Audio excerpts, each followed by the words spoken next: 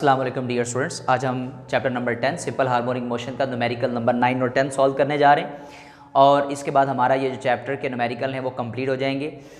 तो numerical solve करने से पहले स्टेटमेंट को समझना बहुत ज़रूरी होता है, जो बहुत इंपॉर्टेंस रखती है क्वेश्चन को सॉल्व करने के लिए।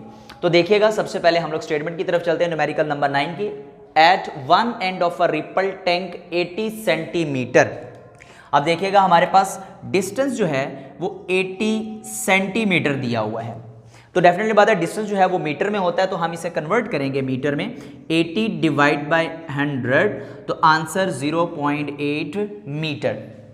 नेक्स्ट, अ 5 हर्ट्ज वाइब्रेटर प्रोड्यूस वेव। अब देखिए हर्ट्ज किसका यूनिट होता है? फ्रीक्वेंसी का, लिहाजा हमें जो फ्रीक्वेंसी दी गई है वो है 5 hertz. Vibrator produce wave was wavelength is 40 millimetre. देखिए वेवलेंथ जो है वो हमें लैम्डा से रिप्रेजेंट करनी पड़ती है, 40 मिलीमीटर। अब मिली जो है वो 10 रेज़ की पावर -3 के बराबर होता है, तो हम इसे लिख सकते हैं 40 मल्टीप्लाई 10 रेज़ की पावर -3 मीटर। नेक्स्ट पढ़ते हैं, फाइंड द टाइम। टाइम क्या होगा इसका जो अक्रॉस द टैंक होगा?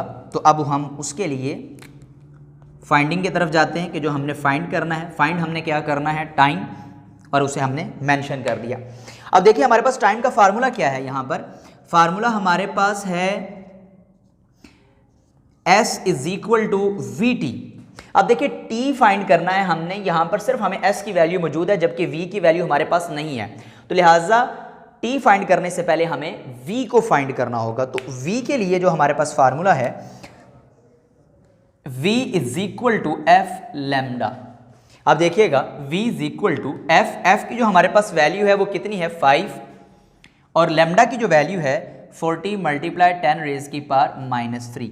V इज इक्वल टू 5 को हम लोग 40 से मल्टीप्लाई करेंगे। सबसे पहले 5 मल्टीप्लाई बाय 40, आंसर आया हमारे पास 200 मल्टीप्लाई 10 रेज़ की पावर 3 मीटर पर सेकेंड। अब ये जो 10 रेज़ की पावर -3 है, जब भी पावर माइनस में हो तो हम उसकी जगह को चेंज करते हैं। तो अभी ये हमारे पास मल्टीप्लाई में है, हम इसे डिवाइड में ले जाते हैं, तो डिवाइड में जाके ये क्या हो जाएगी? Plus. V is equal to 200 divide by 1, 10 की पावर 3 का मतलब है 1 के साथ आपने 3 0 लगा देने, ये आपने रिमाइंडर के तौर पे याद रख लेना है। तो इसको जब हम डिवाइड करेंगे 0.200 डिवाइड बाय 1000 0.2, ये हमारा आंसर आया। और वेलोसिटी जो स्पीड का यूनिट होता है वो होता है मीटर पर सेकेंड। अब देखिए हमारे पास V फाइंड हो गया, लिहाजा अब हम T इजीली फाइंड कर सकते हैं। तो हमारा फार्मूला है S is equal to VT। अब देखिएगा S की हमारे पास जो वैल्यू है वो है 0.8 और V की वैल्यू है 0.2 और टाइम को हमने फाइंड करना है। तो ये मल्टीप्लाई हो रहा है, इस तरफ लाकर हम इसे डिवाइड करेंगे, तो T जो है वो हमारे पास क्या हो जाएगा? 0.8 डिवाइड बाय 0.2, आंसर इज 4। और जो टाइम होता है उसका यूनिट क्या होता है? सेकंड। ये हमारा न्यूमेरिकल जो है सॉल्व हो गया। अब हम लोग नेक्स्ट न्यूमेरिकल की तरफ बढ़ते हैं, जिसकी स्टेटमेंट जो है व्हाट इज द वेवलेंथ। देखिए उसने स्टार्ट में ही हमें बता दिया कि फाइंड क्या करना है हमने। हमारे पास जो फाइंडिंग है वो मैं यहां पर मेंशन कर लेता हूं। फाइंड जो है वो हमने वेवलेंथ करनी है, और यहां पे मैं डेटा को मेंशन कर देता हूं। किसकी? Of a radio waves transmitted by an FM station at 90 megahertz. अब हर्ट्ज से साफ जाहिर हो रहा है कि फ्रीक्वेंसी दे दी गई है 90 मेगाहर्ट्ज। वेयर 1 मेगा 10 रेज़ की पावर 6। इसका मतलब है यहाँ पर जो 1 मेगा की वैल्यू है वो 10 रेज़ की पावर 6 है, तो हम इसे लिख सकते हैं 90 मल्टीप्लाई 10 रेज़ की पावर 6 हर्ट्ज।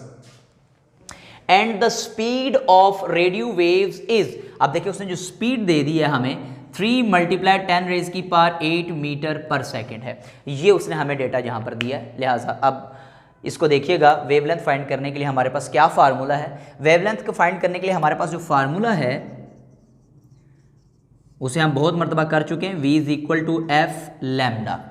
अब देखिए V की वैल्यू क्या है? 3 मल्टीप्लाई 10 रेज़ की पावर 8, और फ्रीक्वेंसी की वैल्यू हमारे पास क्या है? 90 मल्टीप्लाई 10 रेज़ की पावर 6, और लैम्डा क्योंकि हमने फाइंड करना है उसे हम ऐसे मेंशन कर देंगे।